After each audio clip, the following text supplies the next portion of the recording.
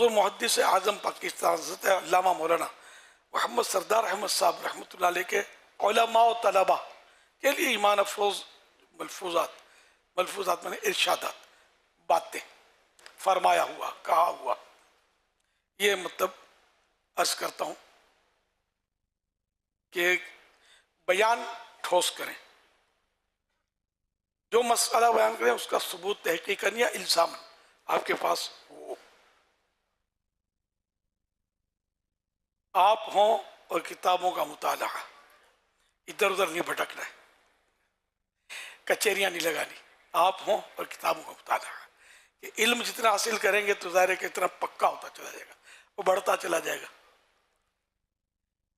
जिस कदर इल्म में तवज्जो करेंगे उतना ही तरक्की और उरूज हासिल करेंगे।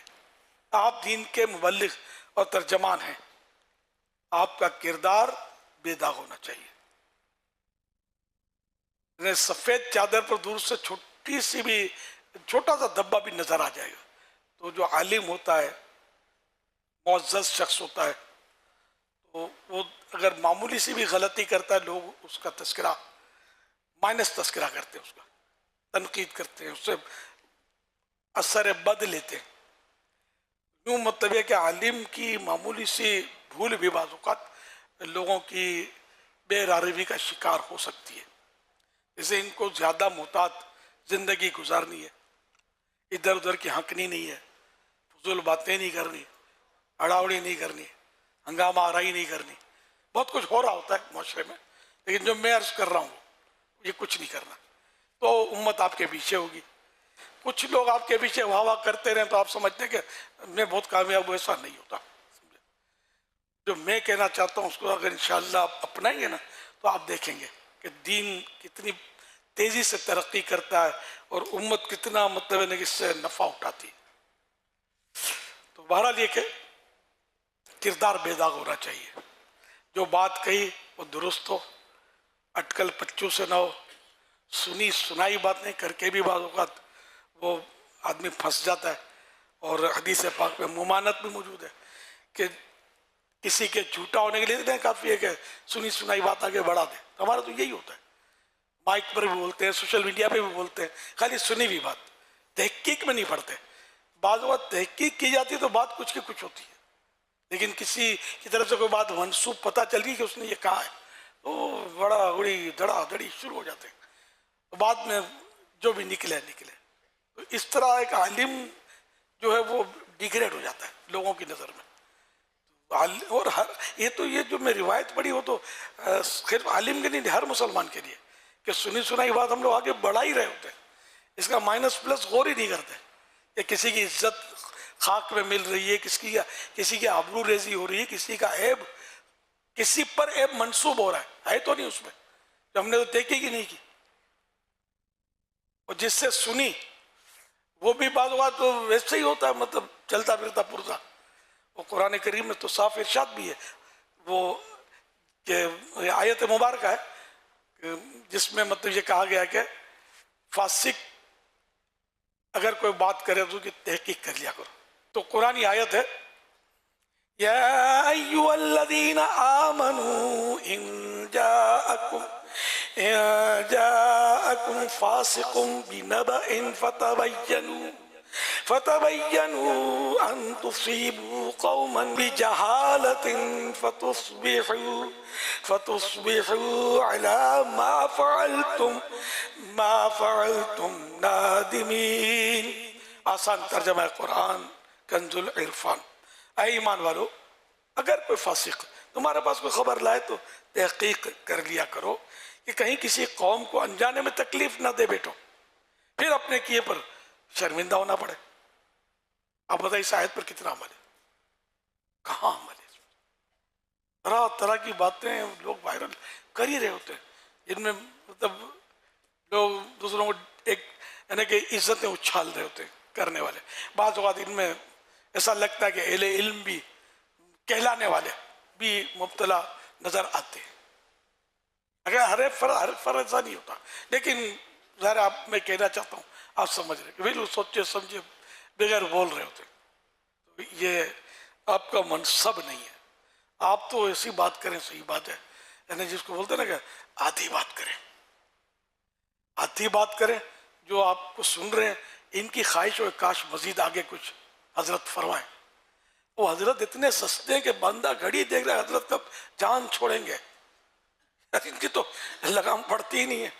यहाँ का फंस गए न, ऐसी बेजारी ना हो हमें सुनने वालों की, बल्कि मतलब हमारा वकार, हमारा जो मामला है वो उनके सामने मतलब बेहतर से बेहतरीन हो, इनके दिल में इज्जत होगी, हमारा वकार होगा तो हमारी बात इन पर असर करेगी।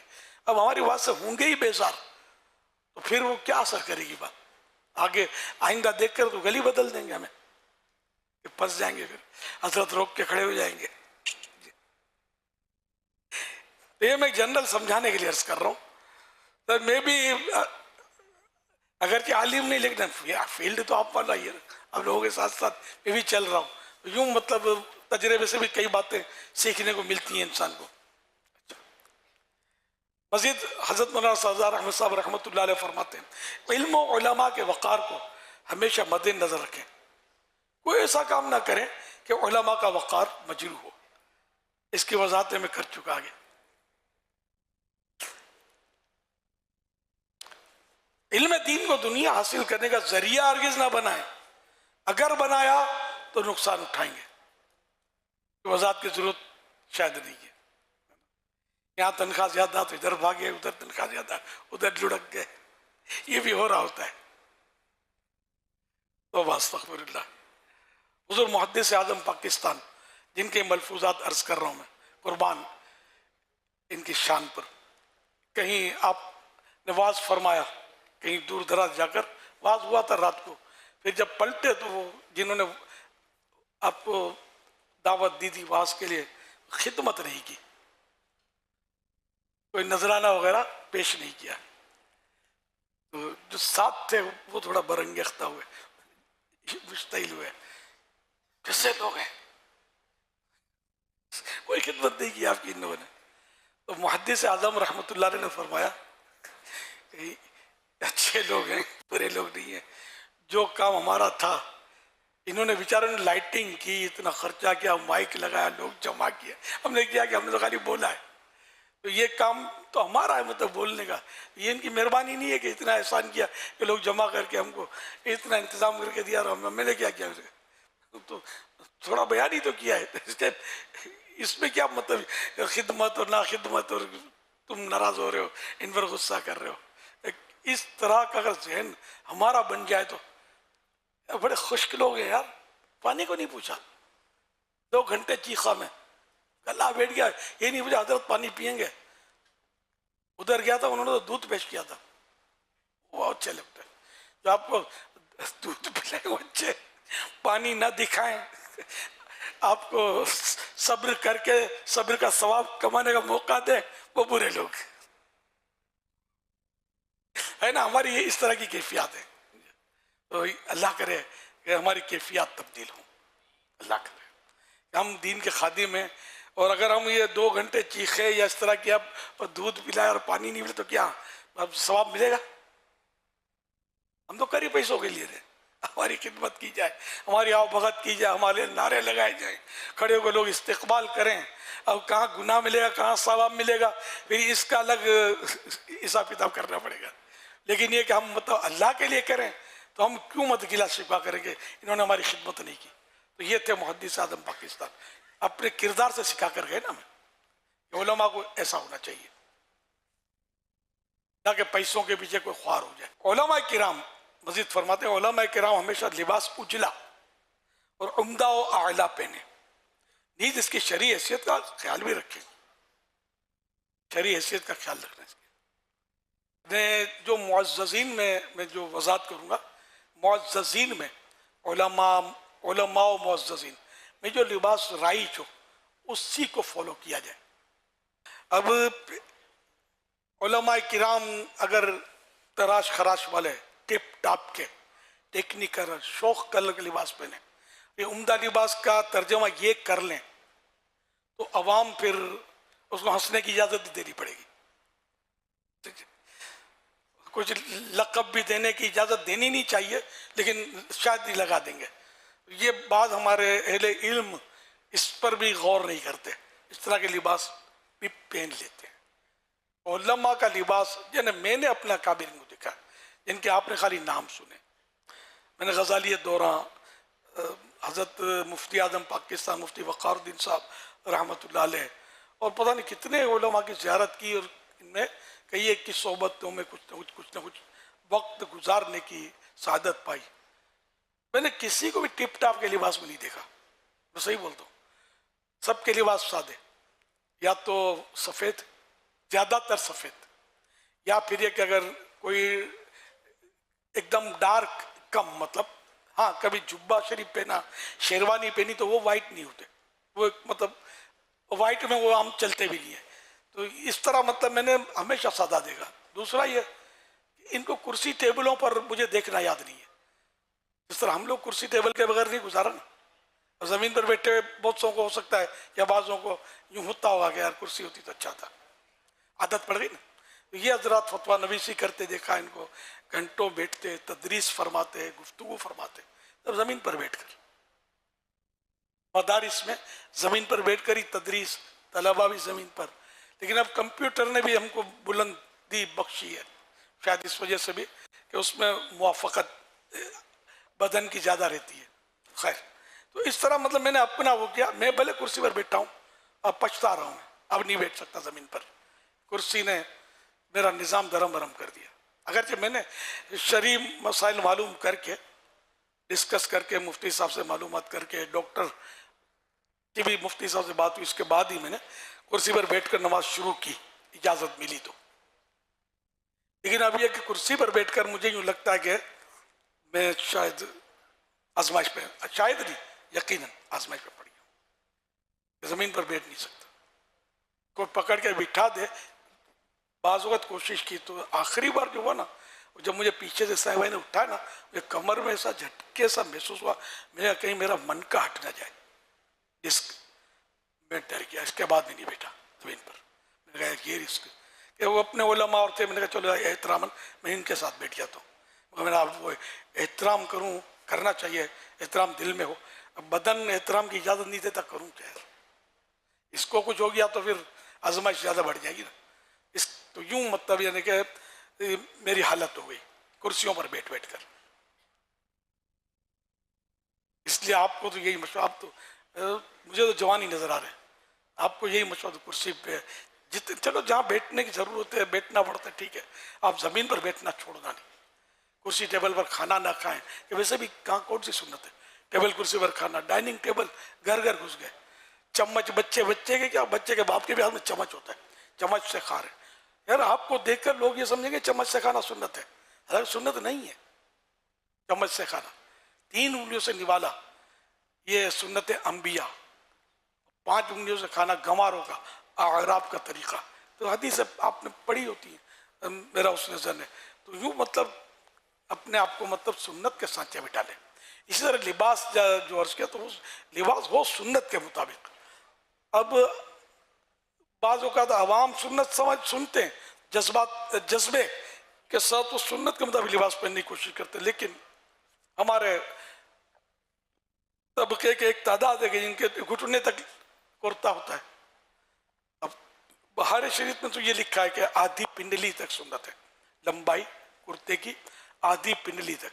अब आप बैठे बैठे देखेंगे तो समझनी पड़ेगी, अब समझे भी होंगे पहले से कि अपनी पैमाइश क्या है कपड़े की। खड़े खड़े देखेंगे तो भी, झुककर देखेंगे तो वो पिंडली आधी पिंडली क्रॉस कर जाए सकता है। अगर बड़ा आपने सिलवाया तो सिलवाया, नहीं तो फिर अब देखना ही ज़्यादा, कौम देख ही रही है। और किसी को दिखाएं, अगर जज्बा है कि आइंदा मैंने सुन्नत के मुताबिक लिबास पहनना है, तो आधी पिंडली तक इसकी लंबाई हो, आस्तीन एक बालिश चौड़ी हो। ये भी हमारी डिक्शनरी में नहीं है, कभी गौर ही नहीं किया। इस तरह मतलब ये कि कुर्ता भी, अब कुर्ता भी क्या करें, रिड्यूस हो गया, टाइट हो गया। टेडी पेंट पहले पहनी जाती थी, अब टेडी पाजामे पहने जा रहे हैं। अब दर्जी सी भी इसी तरह कर रहा है, वो भी सर हम हमारे जहन की वजह से। हम अगर अपने हिसाब से बड़ा सिलवाना चाहें, दर्जी क्यों नहीं सीए, दूसरा कपड़ा ले भले, हम जो चाहते हैं वो सी दे, अपना जहन नहीं है। तो पाजामे टाइट, पिंडलियों की गोलाइयाँ नजर आ रही हैं, किसी की रानों की गोलाइयाँ नजर आ रही हैं। अब अगर अहले इल्म भी अगर ऐसा लिबास पहने तो उम्मत कहाँ खड़ी होगी, क्या हो? इसलिए मतलब सबको एहतियात करनी चाहिए, हम सभी को, अवाम भी करें, खवास भी करें। हमारा लिबास ऐसा हो कि लोग इसको फॉलो करें तो ठोकर ना खाएं, जन्नत की तरफ आगे बढ़े सादगी वो लिबास में।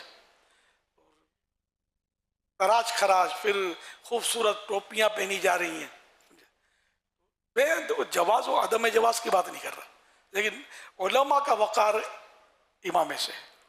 हदीस पाक में भी यही फरमाया ना कि इमामा बांधो तुम्हारा इल्म बढ़ेगा। तरह के मफाहिम की रिवायात फतह रज़विया शरीफ में आला हज़रत ने नकल की हैं और भी फसा।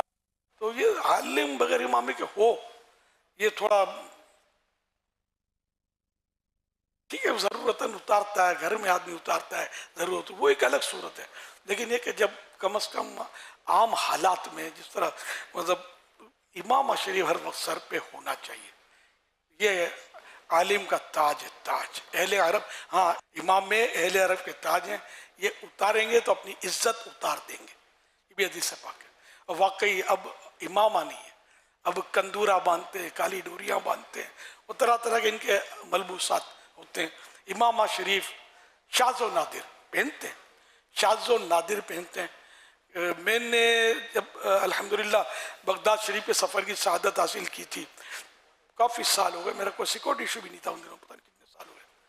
तो हमने हुजूर इमाम आज़म अबू हनीफा रहमतुल्लाह अलैह के दरबार शरीफ में हाज़िरी थी। वहीं एक साहब मिले, अरब साहब थे। ये मैंने एक अरब देखा वहाँ, इसकी दाढ़ी पूरी थी, यकीन माने। मैंने आपको कि कसम खाओ तो मैं शायद खा लूँगा। इसके अलावा मुझे याद ही नहीं कि किसी पूरी दाढ़ी वाले अरब को वहाँ इराक़ में मैंने देखा हो कि जो वो अरब, और मैंने पहचाना हो उसको कि ये अरब है, वो दाढ़ी इसकी पूरी है। इतनी हालत खैर हो चुकी है। तो उसने हमको कहा कि आपने अरबी में कहा उसने कि आप ख्वाजा गरीब नवाज, ये अल्फाज तो हमारे गरीब नवाज तो अरबी नहीं है, वो मोइनुद्दीन ख्वाजा, जो भी अब नाम क्या लिया, इनके वालिद के मज़ार पर हाजिरी देंगे। हमने कहा क्यों नहीं, शौक से। ये हमें ले गए, ये साहब ले गए, एक दरवाज़ा खोला और उसमें हमको ले गए, और वहाँ इन्होंने बताया कि ये ख्वाजा गरीब नवाज के वालिद मोहतरम का मज़ार शरीफ है। हमने ज़ियारत की। इस ज़िम्मन चलो खैर व बरकत की बातें हो गई। तो वो अरब साहब थे, बहुत सादा भी, और दाढ़ी इनकी सफ़ेद, कुछ कुछ काले बाल भी गालिब थे उसमें, अधेड़ उम्र के ये होंगे, पूरे ज़ईफ़ नहीं थे। तो यूं मतलब ये कि है दुनिया भर में मसाइल है, इमाम वाले बहुत कम रह गए हर जगह दुनिया में। उलमा और मशाइख को अल्लाह सलामत है कि अब भी एक तादाद है, मतलब कि पाक व हिंद में खास करके वो पहनते होते हैं इमाम। और दावत इस्लामी ने अल्हम्दुलिल्लाह इसको अल्लाह पाक नज़र बस से बचाए, इमाम शरीफ बड़ा मुतारिफ करवाया है अल्हम्दुलिल्लाह उम्मत को।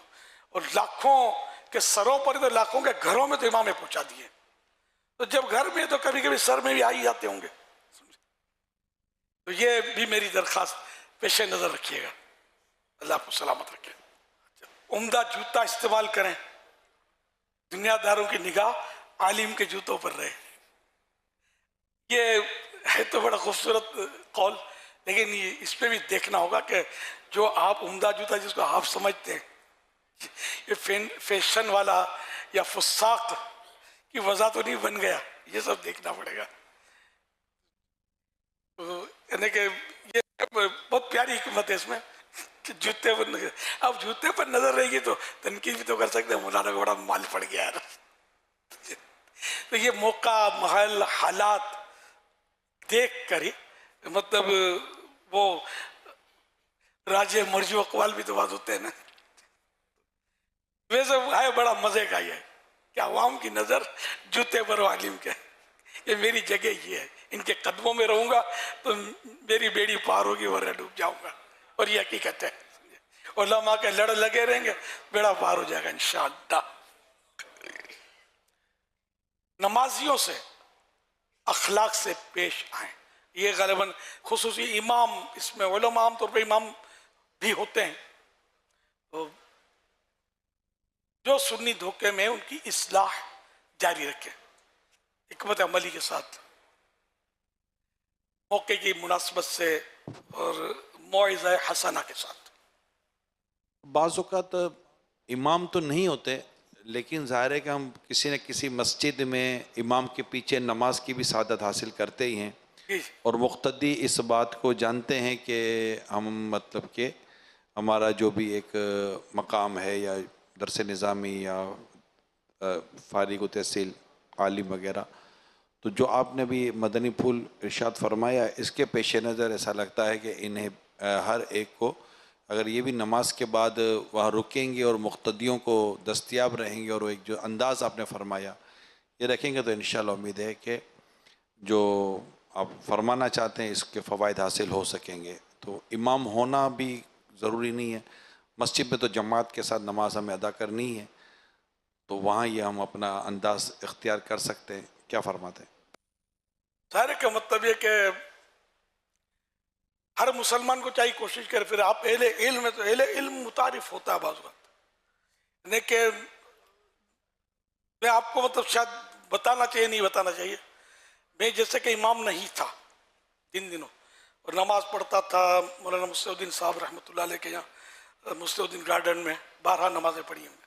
तो जैसे कोई बड़ा बड़ा ख़ास मौके आते हैं ना, ईद के या 12 रबीउल अव्वल शरीफ के, तो एक तरफ तो लोग हज़रत कारी साहब रहमतुल्लाह अलैह से मिलते थे और लाइनें लगती थी, तो छोटी मोटी लाइन अल्हम्दुलिल्लाह मेरे पीछे भी लग जाती थी, लोग मुझसे मिलते थे, गले मिलते थे, कोई सा रिक्कत वाला माहौल हो तो रोते थे। ये सब आज मैं उस दौर की बात कर रहा हूँ कि मैं उस वक्त इमाम नहीं था, मुझे बोलते हुए शर्म आती है, लेकिन बता दो कि एक आदमी मशहूर हो जाता है, लोग उसके अंदाज गुफ्तगू से या अंदाज बयान से या मिलने के अंदाज से या किसी वजह से भी लोग उसकी तरफ खींच जाते हैं, माइल हो जाते हैं।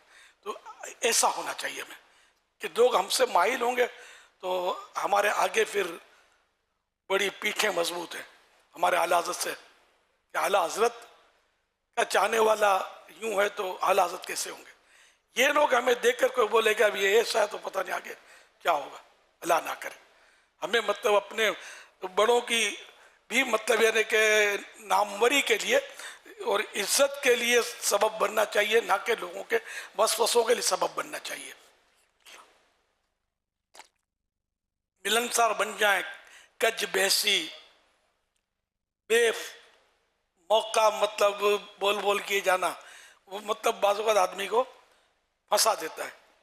मजीद दुनियादारों से बेतकल्लुफाना रवाबित कायम ना करें, ये बड़ा मुश्किल है, मगर इसके फ़वाइद बहुत ज़्यादा हैं कि आम लोग जो ताजिर हैं या व्यापारी हैं, इन लोगों से रवाबित बेतकल्लुफाना ना हो, वरना आपका एहतराम उनके दिलों से निकल जाएगा। मौलाना यार तो अपना दोस्त है यार, अपनी तो चलती है, अभी बुला लेता हूँ, अभी उड़ता हुआ आ जाएगा। आपकी यार इज्जत क्या रहेगी अगर आपका इमेज ये बना हुआ है। तो मुझे एक अपना वाकया याद आया कि किसी बहुत बड़े सरमायादार ने, अरबोपति ने मुझे दावत दी, मैंने मना कर दिया।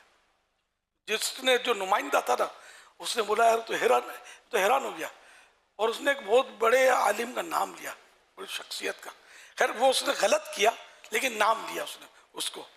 वो ऐसे हों ये भी जरूरी नहीं है, लेकिन उस सरमायादार पर एक इम्प्रेशन था उसका कि मैं अगर फुला को भी बोलूँ ना तो अपने प्रोग्राम छोड़कर मेरे पास आ जाए, लेकिन यार ये एरिया से हम लोगों का नहीं डालता। मजीद उसके दिल में मेरी इज्जत बढ़ी, मजीद इज्जत बढ़ी, और दावत इस्लामी के लिए अब तक वो खिदमत कर रहा है वो आदमी।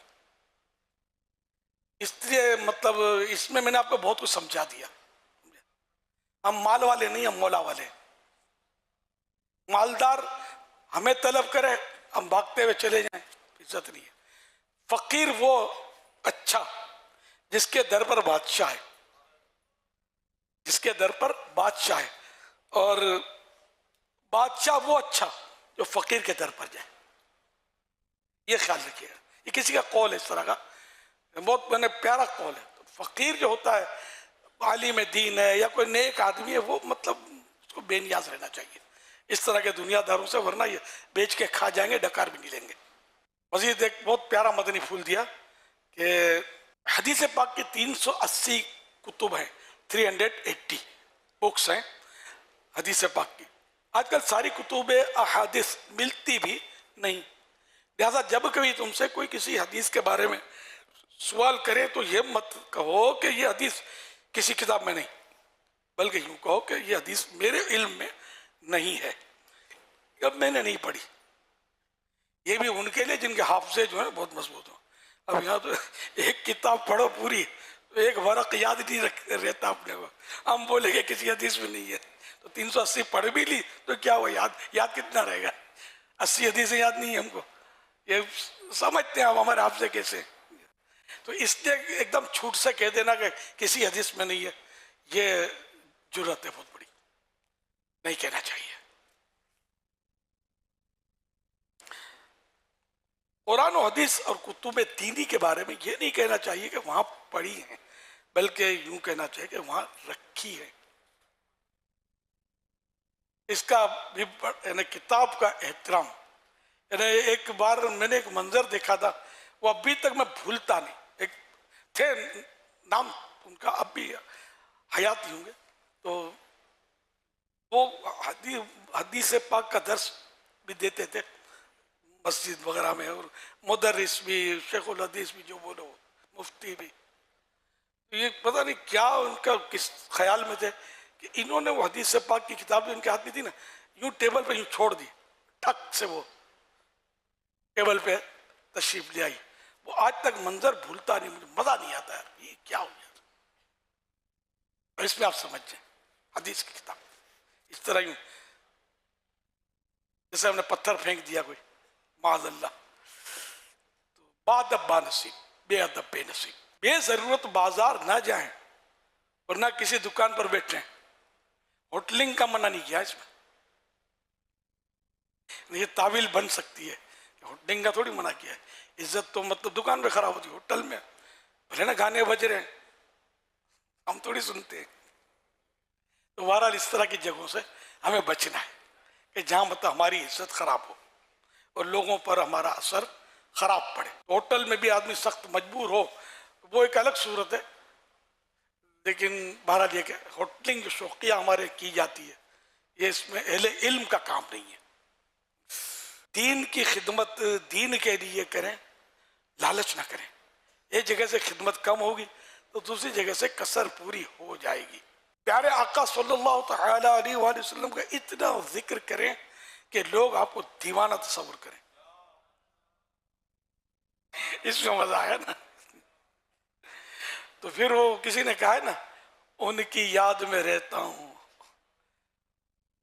और मुझे कुछ काम नहीं, उनका नाम मोहम्मद है सल्लल्लाहु अलैहि वसल्लम, मेरा कोई नाम नहीं। अल्लाह कर इसके मिस्दाक बन जाए। काश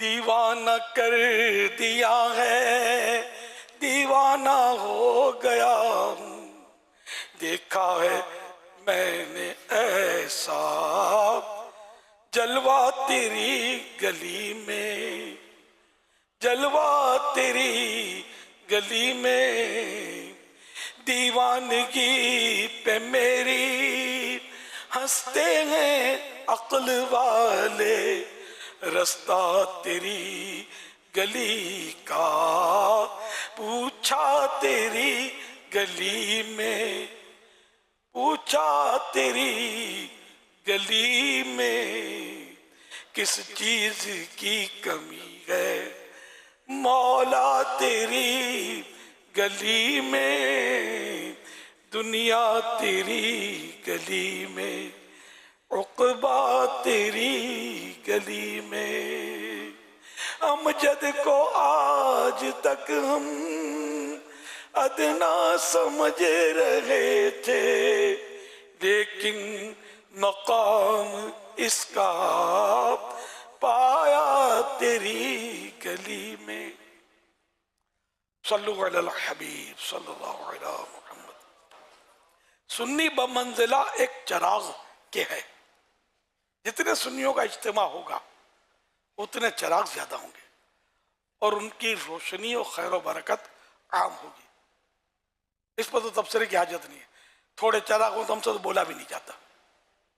ज्यादा चराग की ख्वाहिश तो रहती है, वो नफ्स के लिए रहती है, ये दीन ज्यादा तक पहुंचे इसके लिए रहती है। वो अंदर की बात तो रब जाने, बाहर तो हमारी ख्वाहिश होती कि ठट के ठट जमे हो। यूँ मतलब मुहद्दिस आज़म पाकिस्तान रहमतुल्लाह अलैह ने एक मरतबा एक साहिब से फरमाया, मैं अपनों से उलझ कर वक्त ज़ाया नहीं करना चाहता, इतना वक्त नेकी की दावत आम करने और बुरों की बुराइयां खत्म करने में गुजारूंगा। ये है मदनी फौज, ये मजे का है। हमारी सारी एनर्जी अपनों पर वेस्ट हो रही होती है। जगह जगह ग्रुप बने हुए होते हैं, मोहल्ले की मस्जिदों में बाज़ औक़ात कुछ इधर तो कुछ इधर, मदारिस, एक मदरसा इधर दूसरा मदरसा उधर, दो मदरसों का इधर, तीन मदरसे उधर मिले हुए, ये भी मनाजिर देखे जाते हैं। हम लोग कभी मुहाजिर बन जाते हैं, कभी पंजाबी बन जाते हैं, कभी पठान बन के बैठ जाते हैं। नहीं यार नहीं। अब कुरान करीम ने हमसे फरमाया, इन्नमल मुमिनून इख्वा, मुसलमान भाई भाई। तो कौन सी बोली बोलता है नहीं बोलता, अपने मतलब हमने जिस आका सल्लल्लाहु अलैहि वसल्लम का कलेमा पढ़ा हो तो अरबी आका है सल्लल्लाहु अलैहि वसल्लम, तो हम अरबी नहीं है, हर अरबी नस्ल तो नहीं है ना। तो यूँ मतलब है कि हमारे यहाँ भी बाज़ औक़ात इस तरह की भी तकसीम हो जाती है जो सख्त नुकसानदेह होती है। ये नहीं होना चाहिए। तो अपनों के खिलाफ तो मैं यही अर्ज करूँगा कि वैसे भी तरीक़ेकार है कि गलती करे तो उसकी बराह रास्त इस्लाह की जाए, कि जिसने अकेले में इस्लाह की उसको ज़ीनत दी और पीछे से उसकी या सबके सामने इस्लाह की तो उसको बदनुमा कर दिया। बाज़ औक़ात ज़िद भी पैदा हो जाती है इंसान में, फिर डिग्रेड भी होता है आदमी। अगर वो चुप भी हो जाता है तो इसका मतलब ये नहीं कि वो कायल हुआ है, खाली चुप हुआ है, शर्म की वजह से बोल नहीं पाया, उस वक्त उसको कुछ समझ नहीं आई, और मगर वो हमसे मुतासिर नहीं होगा, बदसन होने का चांस ज़्यादा होता है। तो एक तो तरीका ये इस्लाह का, क्या उसको अलग से समझाया जाए हिकमत अमली के साथ, जबकि वो वाकई गलती हो उसकी, और हम मुदल्लल तौर पर समझाने की सलाहियत भी रखते हैं। दूसरा ये कि मतलब सबके सामने समझाना, तो अब तो पहले भी सबके सामने समझाते थे, माइक पर समझाते थे, ये भी होता था, लेकिन अब तो सोशल मीडिया पर समझाते हैं। और समझाते क्या मतलब इज्जत उछालते होते हैं, और मतलब बहुत कुछ हो रहा होता है। अल्लाह करे कि आप में से कोई भी ऐसा ना करे, हम कोई भी ऐसा ना करें कि मुसलमानों की इज्जतें उछालें, हम अपनों को डिग्रेड करें। और ख़ासकर मतलब ये कि अगर ऐसा काम अहले इल्म तबका करे तो फिर ये इलाही तेरे सादा लोह बंदे किधर जाए, कि दरवेशी में भी अय्यारी व मक्कारी, ये किसी का शेर है। तो ये न हम लोगों का काम है कि मुसलमानों को अपने रब से करीब करना, न कि मुसलमानों में नफ़रत के बीज बोना, इनमें मुनाफरत फैलाना और तनफीर का माहौल बनाना। हदीस पाक में बशरू वला तुनफ़िरू, बिशारतें सुनाओ, खुशखबरियाँ सुनाओ, नफ़रतें मत फैलाओ। यस्सिरू वला तुअस्सिरू, आसानियाँ दो, मुश्किलात मत खड़ी करो। ये बुखारी शरीफ की हदीस पाक है। यूँ मतलब हम लोग अपना मनसब भूलते जा रहे हैं, पता नहीं कहाँ का निकल गए, सिर्फ नफ़रतें फैला रहे हैं। हाँ, जहाँ मतलब शरीयत वाजिब करती है वहाँ बिल्कुल इस्लाह सबके सामने होगी जहाँ ज़रूरत है, लेकिन अगर शरीयत वाजिब नहीं कर रही तो फिर हम क्यों मतलब इस तरह करके मुसलमानों को एक दूसरे से दूर करें। अपनों की बात कर रहा हूँ, ठीक है ना। तो अपनों को एक दूसरे से क्यों मतलब यानी कि नफ़रत का माहौल, करीब रहें, इत्तेहाद पैदा करें, मिलजुल कर जो दीन का सुन्नियत का मसलक आला हज़रत का काम होगा वो आपस में खिंचमतानी से कहाँ होगा, फिर इसी में टाइम बर्बाद होगा।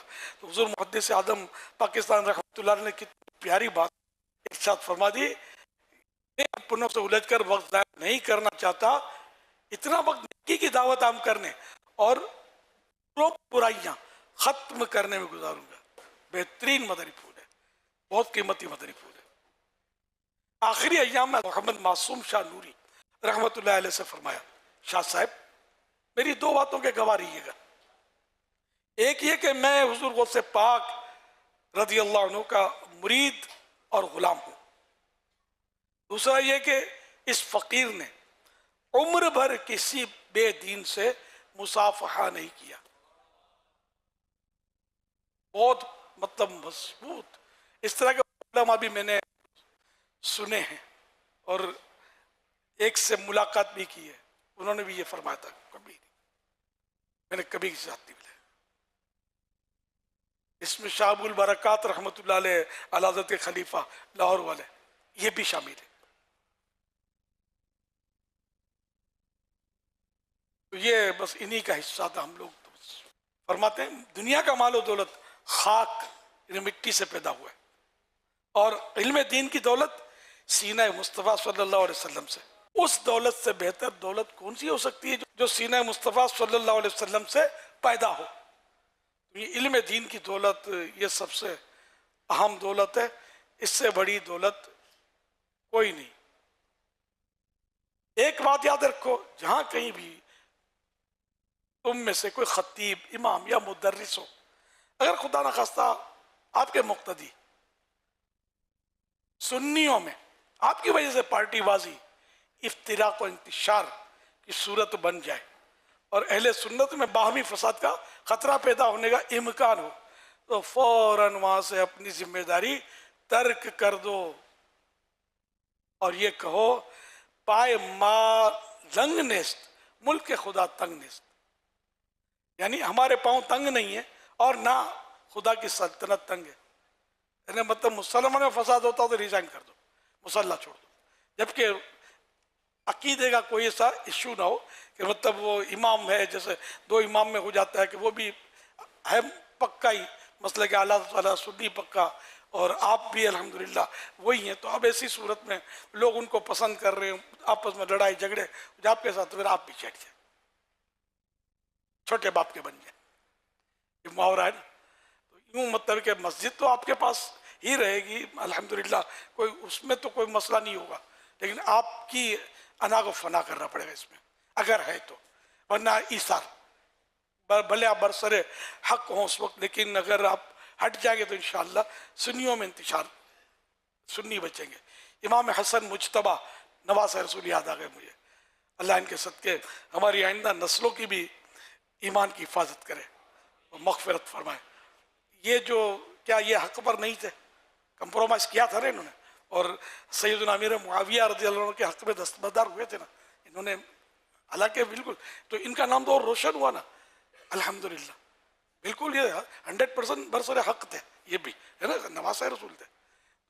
बाहमी इख्तिलाफ वो ठीक है, जो भी अब हुई उसकी तफसील हो, लेकिन ये कि हमें इस सुन्नत को जिंदा रखना है, अपने मनसब और अपने इख्तिदार और अपने राजपाट के लिए मुसलमानों में फसाद का सबब नहीं बनना है। सल्लू अलल हबीब सल्लल्लाहु अलैहि मुहम्मद फरमाते हैं मैंने कभी कोई ऐसी नमाज नहीं पढ़ी। इमाम आज़म अबू हनीफा रहमतुल्लाह अलैह का कौल, वो मुहद्दिस आज़म पाकिस्तान से मनकुल नहीं कह रहा मैं, वैसे ही वो आ गया तो चलो अर्ज कर देता हूँ।